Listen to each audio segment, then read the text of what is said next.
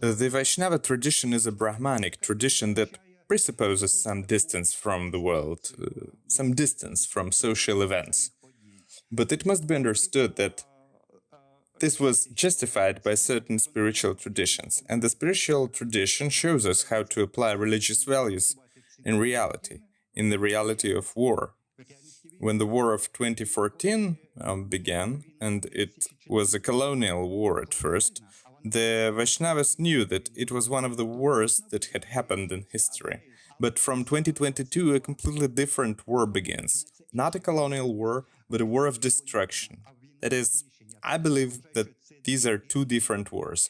A war of extermination is defined by the fact that there is such a picture of the world where others have no right to exist.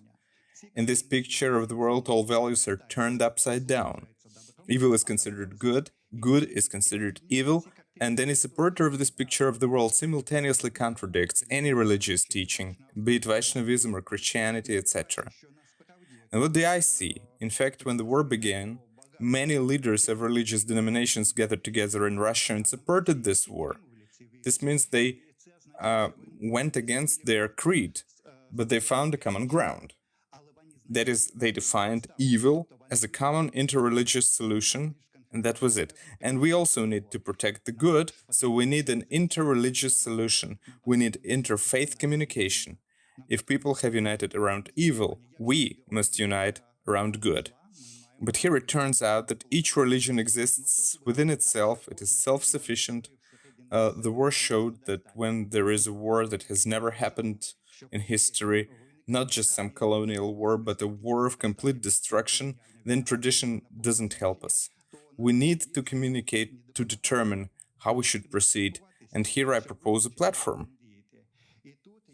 Create platforms where we can communicate with Vaishnavas, and we have already started this process. We work. That is, we have been communicating with Mr. Mikhailov for 2 years. There are many people involved, and many records are made. I want to say that I see it as a process. Mukunda Haridas, it is perceived as a state. He says that there are people who have defined themselves as cosmonauts, and I believe that these are not cosmonauts, these are spacers. They are completely detached from reality.